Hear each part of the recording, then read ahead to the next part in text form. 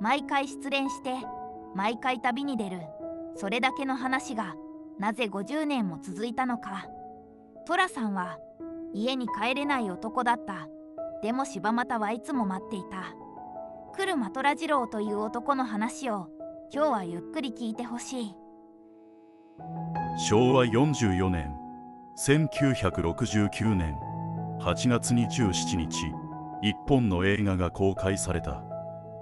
タイトルは「男はつらいよ」。主人公の名前は車虎次郎、通称風天の虎。この映画が生まれたのはある怒りがきっかけだった。前年の昭和43年、フジテレビで放送されていたテレビドラマ「男はつらいよ」が最終回を迎えた。その結末はこうだった。奄美大島でハブ酒を作って人儲けしようとした虎次郎が逆にハブに噛まれ毒が回って死んでしまう。翌日からフジテレビには視聴者の抗議が殺到した。寅さんを殺すな、なぜ死なせた、そういう声が次々に届いた。脚本を書いた山田洋次は映画化を決意した。死んだはずの虎次郎をスクリーンの中で生き返らせることにした。こうして始まった映画シリーズは誰も予想しなかった長い旅になっていく。車虎次郎とはどういう男か。生まれは東京葛飾柴又。帝釈天で産湯を使い、姓は車、名は虎次郎。その工場を寅さんはいつも誇らしげに語った。父平蔵は遊び人で、母菊は売れっ子芸者だった。生まれてすぐ母菊は出奔し、虎次郎は車家に引き取られて育てられた。子供の頃から口が達者でやんちゃで喧嘩っ早かった。そして16歳の時、父平蔵と大喧嘩をして家を飛び出した。行き先もなく当てもなく、それが風天の虎の出発点だった。家出した虎次郎がたどり着いたのは敵屋の世界だった。縁日や催し物で雑貨を売る露天商、その中で虎次郎は単価売りという技を身につけた。物の始まりが一ならば島の始まりが淡路島、泥棒の始まりが石川の五右衛門なら博打打ちの始まりは熊坂の長則。リズムよく繰り出されるその口上は聞いているうちに引き込まれ、気がつけば財布を開いてしまう。言葉一つで人の心を動かすその技が虎次郎の唯一の武器だった。全国を渡り歩きながら虎次郎はどこにも根を張らなかった。住所もなく定職もなく家族もない、それが風天という生き方だった。しかしなぜか虎次郎は柴又に帰ってくる。おいちゃん、おばちゃん、妹のさくら、虎屋のあの茶の間に吸い寄せられるように帰ってくる。帝釈天の参道を歩き、虎屋ののれんをくぐり、ただいまという。それだけで何かがほっとする。帰る場所があるということの温かさがそこにあった。柴又という町は映画の中で一つの役割を持っていた。どこへ行っても寝つけない男が唯一帰れる場所として機能する町、それが柴又だった。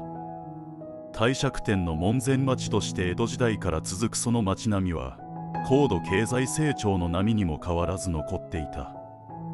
その変わらなさがスクリーンの中で光を放っていた。映画の構造は毎回ほぼ同じだ。旅先でマドンナと出会い恋をする。柴又に連れ帰りあれこれ大騒動を起こす。そして失恋しまた旅に出る。それだけだった。それだけが48作にわたって繰り返された。なぜ飽きないのか、その問いへの答えの一つが桜という存在だ。妹桜は虎次郎を無条件に受け入れる唯一の人間だった。どれだけ迷惑をかけても、どれだけ恥をかかせても、さくらは虎次郎の味方だった。お兄ちゃんと呼ぶその声に虎次郎はいつも少し照れた。そのやりとりを見ているだけでなぜか胸が温かくなる。そういう映画だった。そしてもう一つの答えがマドンナという存在だ。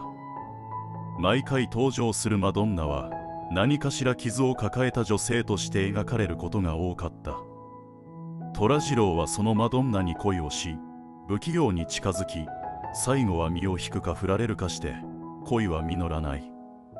なぜ毎回失恋するのか。虎次郎は定住できない男だからだ。誰かを幸せにしたいと思いながら自分が誰かを幸せにできるとは思っていない。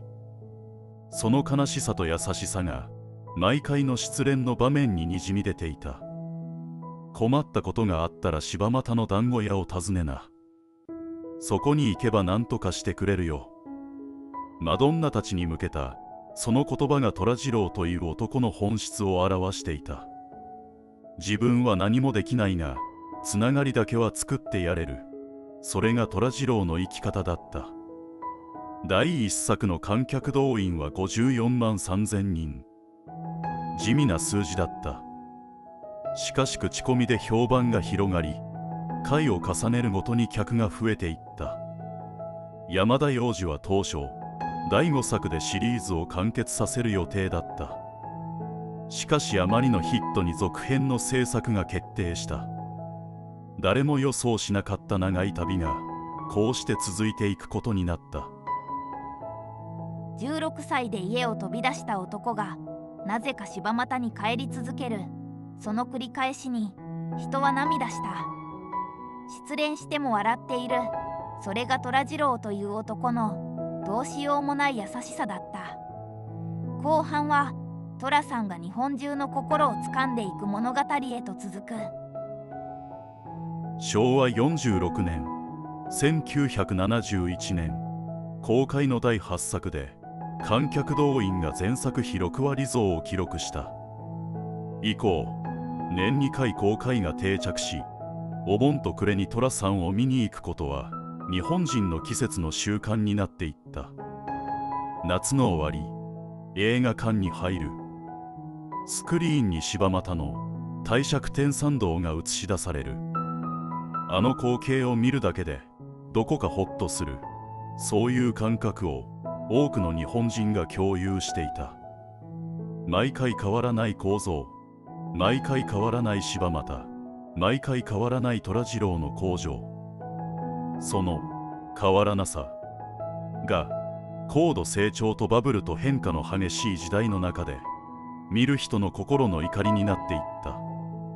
シリーズが回を重ねるにつれマドンナたちも変わっていった。吉永小百合、佐藤織江、岸恵子、松坂慶子、太地喜和子、時代を代表する女優たちが次々と柴又を訪れ虎次郎と向き合った。しかしそのマドンナたちの中でも特別な存在がいる。浅尾カルリ子が演じたリリーだ。スナックやキャバレーを渡り歩く三流歌手のリリーは傷つきながらも気が強く、虎次郎と対等に向き合える数少ない女性だった。片に出ない者同士がどこかで通じ合う。そのリリーとの関係はシリーズを通じて相思相愛でありながらついに結ばれることはなかった。第48作の撮影中、浅岡は山田洋次にこう懇願したと後のインタビューで語っている。最後の作品になるかもしれないから寅さんとリリーを結婚させてほしいと。しかし山田は首を縦に振らなかった。寅次郎はどこにも定住できない男だからだ。結ばれないことが寅さんとリリーの、そして寅さんという映画の本質だった。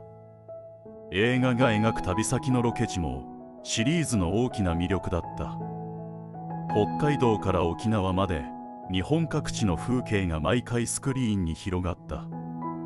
寅次郎が歩く街の風景、訪れる温泉地、渡る峠道、その映像が高度成長で失われていった日本の原風景を記録し続けた。映画を見た人があの土地に行ってみたいと思い実際に訪れる、そういう現象が全国で起きた。寅さんの映画は日本の旅のガイドブックでもあった。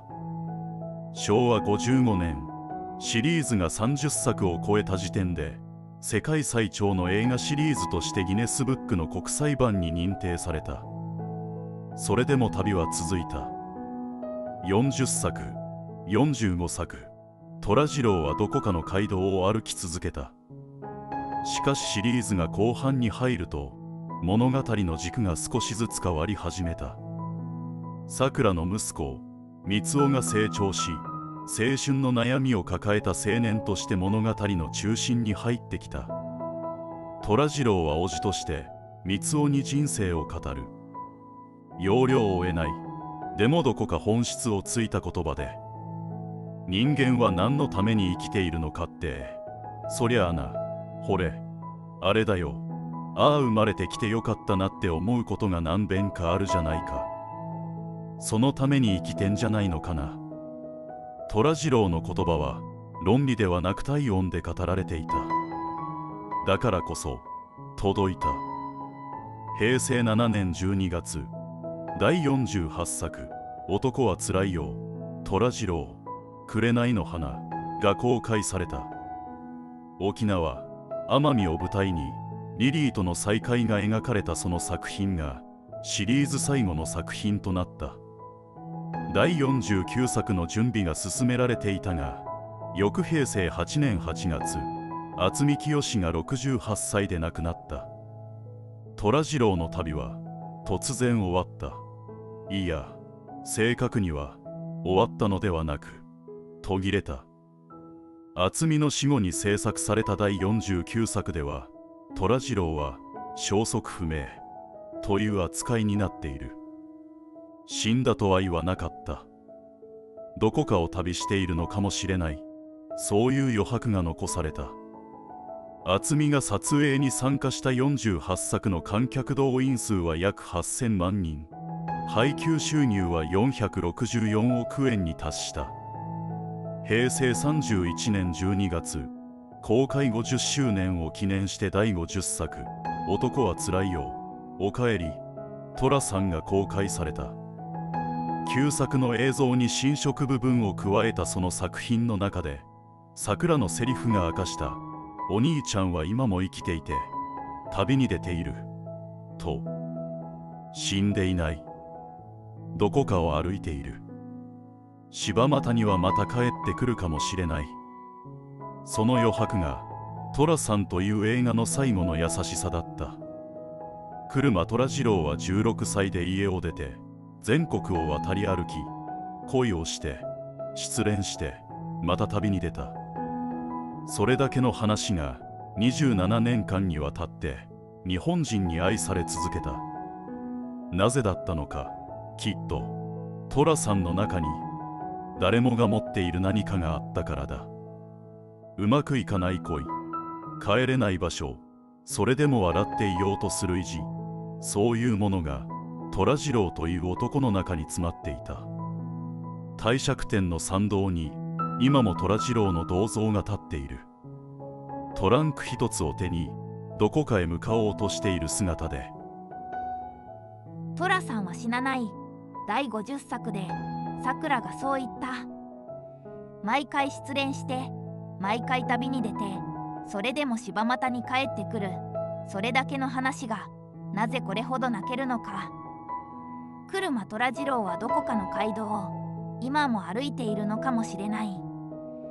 ただいまと言える場所があるということがどれほど大事なことか、寅さんは教えてくれた。それでは次回の主役でお会いしましょう。